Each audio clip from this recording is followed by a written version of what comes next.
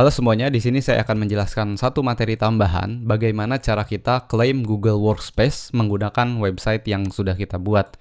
Jadi minimal kita punya website profil seperti ini, kemudian dipakai mengajukan Google Workspace. Di sini saya bahas dulu apa saja benefit yang akan didapatkan. Klaim akses Google Workspace untuk lembaga atau non-profit ya. Fitur pertama yang saya suka dan banyak digunakan untuk lembaga yaitu Google Drive Lifetime ya. Kapasitasnya nggak main-main, ini bisa langsung dapat 100 terabyte. Nah, seperti dilampirkan di sini, ini 775 GB yang sudah digunakan dari 100 tera. Dan ini lifetime ya. Jadi tidak ada biaya langganan sama sekali. Jadi gratis selama websitenya aktif. Selain itu juga kita bisa akses Gmail menggunakan email sendiri. Jadi seperti ini contohnya. Ya, kita buka emailnya. Seperti ini tampilan emailnya.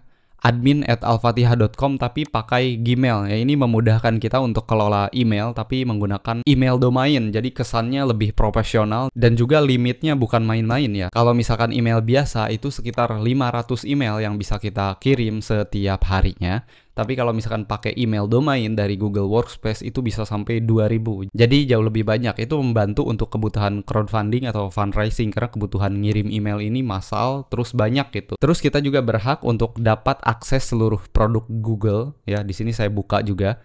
Ini produk Google-nya aktif ya semuanya. Termasuk fitur yang saya suka juga yaitu Google Meet. Kalau misalkan kita pakai Gmail biasa, Google Meet-nya dibatas hanya 1 jam. Tapi kalau misalkan dapat Workspace, kita bisa pakai 24 jam, 30 hari tanpa berhenti, tanpa ada limit. Selain itu juga di dalamnya ada fitur tambahan yang lainnya, yang mungkin akan sangat amat panjang kalau misalkan saya jelaskan di sini ya. Yang jelas di sini gambarannya apa yang akan kita dapatkan. Fitur dari Google Workspace, aplikasinya semua terbuka.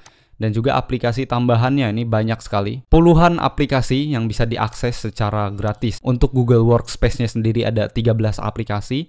Dan juga layanan Google tambahannya ada 60 aplikasi. Saya yakin ketika dapat akses Workspace nggak semuanya dipakai ya. Mungkin hanya Gmail, Drive, dan juga Google Meet itu saja yang akan dipakai. Dalam materi ini juga saya akan jelaskan praktek bagaimana cara klaimnya. Saya sudah siapkan beberapa syaratnya. Sama seperti mengajukan Canva Pro kemarin, yaitu syaratnya harus punya website aktif, email domain, dan juga legalitas lembaga.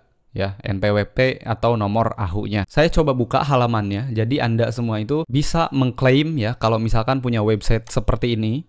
Dan juga email domain ya. Email domain itu gratis kalau misalkan punya akses hosting dan domainnya. Masuk ke sini, google.com/nonprofit ya. Google untuk lembaga non-profit. Di sini ada banyak sekali fitur yang akan kita dapatkan yang tidak dituliskan di sini sebenarnya. Karena saya sendiri sudah explore dan lumayan banyak sekali dan membantu ya untuk kebutuhan non-profit, organisasi atau yayasan. Apalagi yayasan yang bergerak di bidang crowdfunding atau fundraising. Google Workspace ini juga sudah tersedia di banyak negara, termasuk negara Indonesia. Dan salah satu syarat untuk pengajuan diterimanya yaitu nomor legalitas ya, Kemenkumhamnya, nomor AHU-nya. Ya, kita coba di sini ada Indonesia atau tidak. Nah, ini Indonesia. Ini beberapa produk yang akan kita dapat kalau misalkan mengajukan Google non-profit. Jadi untuk pengajuannya sebenarnya nggak mudah juga karena super ketat ya seleksinya. Tapi saya yakin kalau misalkan kita punya website profil yang kuat, jelas, dan juga aktif, itu kemungkinan diterimanya sangat tinggi. 80% atau bahkan 100% bisa diterima kalau misalkan profilnya kuat dan juga lengkap. Di halaman ini juga dijelaskan beberapa persyaratan dan juga kelayakannya yang perlu Anda ketahui sebelum memulai ya. Syarat untuk mengajukan Google non-profit. Jadi ada 3 poin. Yang pertama itu bukan organisasi atau entitas pemerintahan. Jadi kalau misalkan organisasi yang di bawah pemerintahan itu tidak bisa mengajukan ya. Bukan rumah sakit atau organisasi kesehatan. Kemudian yang ketiga itu bukan sekolah, institusi akademik atau universitas. Jadi kalau misalkan Anda mengelola pesantren, sekolah, SDIT, itu yakin ditolak untuk ini. Untuk itu Google menyediakan produk yang lain yang dimana fiturnya sama seperti Workspace yang diberi nama Google for Education. Jadi fitur-fiturnya bisa diakses juga, tapi tidak sebanyak Workspace yang untuk non-profit ya. Hanya fitur untuk edukasi dan kebutuhan guru saja di sekolah. Langsung saja saya coba praktekkan untuk meminta akun Google non-profit. Saya klik mulai, di sini sudah login ke Gmail juga. Nah, ini klik lanjutkan saja. Sebelum memulai juga Google sudah menegaskan kembali bahwa beberapa syarat di sini itu tidak akan disetujui kalau misalkan Anda itu mengelola sekolah, rumah sakit, dan juga organisasi pemerintah. Di mana Anda akan mendaftarkan organisasi, kita pilih jelas Indonesia. Kemudian ada beberapa form yang harus diisi ya. Sebelum melanjutkan, pastikan Anda memiliki item berikut ini. Pertama, nomor pendaftaran lembaga non-profit, alamat fisik organisasi, informasi kontak online organisasi, yaitu email ya. Mungkin perlu waktu 10 menit untuk melakukan langkah ini. Tinggal klik mulai saja. Nah, ini persen akan memverifikasi organisasi Anda. Klik berikutnya. Kemudian di sini sama seperti pendaftaran Canva Pro di materi sebelumnya, kita harus memasukkan nomor registrasi atau pendaftaran. Kalau misalkan yayasan besar, maka akan langsung muncul ya.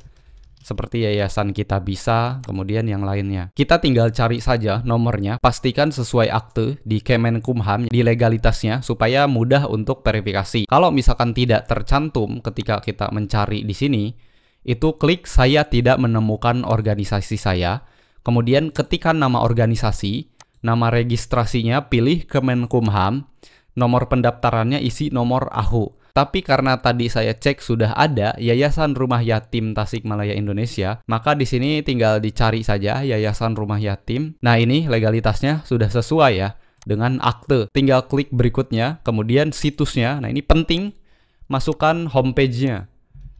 Masukkan homepage-nya, kemudian klik berikutnya. Ada pertanyaan, apa aktivitas organisasi Anda? Nah, itu pentingnya halaman website Anda itu memiliki halaman tentang yang menjelaskan tentang visi. Mungkin di sini saya akan menggunakan sedikit saja narasinya. Jadi Anda juga bisa menggunakan visi atau misi yang bisa diajukan ke sini. Pernyataan misi. Di sini saya coba rangkum jadi hanya 2 paragraf di sini, dikopas, masukkan ke sini. Kategori utama ini yayasannya bergerak di bidang apa? Untuk Rumah Yatim Indonesia, di sini saya coba pilih kategori utamanya itu lainnya, dan subkategorinya itu bisa diisi dengan penggalangan dana. Kalau misalkan lembaga Anda bergerak di fundraising atau crowdfunding, nah di sini penggalangan dana.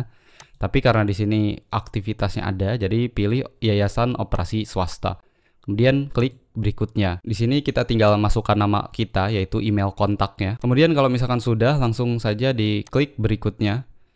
Hampir selesai. Pertama, pastikan bahwa Anda adalah perwakilan dari organisasi.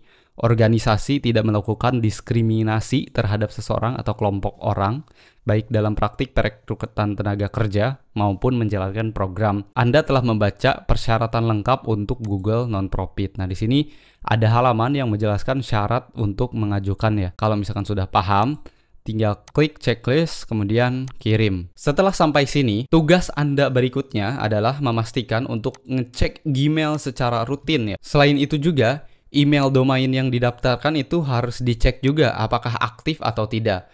Nah, di sini saya coba buka Gmail. Tadi ada ajakan untuk konfirmasi bahwa Anda ingin menerima email dari Google Non-Profit ya. Tinggal diklik saja. Saya ingin menerima email tersebut. Setelah itu kembali lagi saja ke dashboardnya. Tinggal refresh saja halaman ini. Kemudian bookmark supaya tidak lupa. Nanti bisa balik lagi setiap hari untuk ngecek proses persetujuannya. Hampir mirip dengan cara mengajukan Canva Pro untuk nirlaba kemarin. Ya, nanti kita akan tunggu emailnya. Seperti ini, pendaftaran Canva untuk nirlaba. Tapi nanti akan ada pendaftaran untuk Workspace telah disetujui di email ini. Jadi tunggu saja refresh halamannya terus-terusan. Cek secara berkala. Di sini keterangannya 2 sampai 14 hari kerja, tapi sepengalaman saya kemarin itu 2 hari pun sudah bisa diterima. Dengan catatan websitenya jelas dan juga visi di websitenya, narasinya kuat. Contohnya seperti Rumah Yatim Indonesia yang tadi saya jelaskan, itu adalah salah satu sampel website yang bisa diterima untuk mengajukan item digital, baik itu Canva Pro atau Google Non-Profit, bahkan produk digital atau item digital khusus untuk nirlaba yang lainnya. Nanti saya akan coba research dan juga lakukan sendiri. Setelah berhasil, saya akan bagikan untuk Anda semua materinya. Mungkin untuk materi ini berakhir sampai sini. Kalau misalkan ada pertanyaan, nanti bisa ajukan saja ke admin atau bisa langsung bertanya ke saya, cari kontaknya, tanyakan di mana kontak Abang Gani. Sekian, sampai jumpa di episode berikutnya.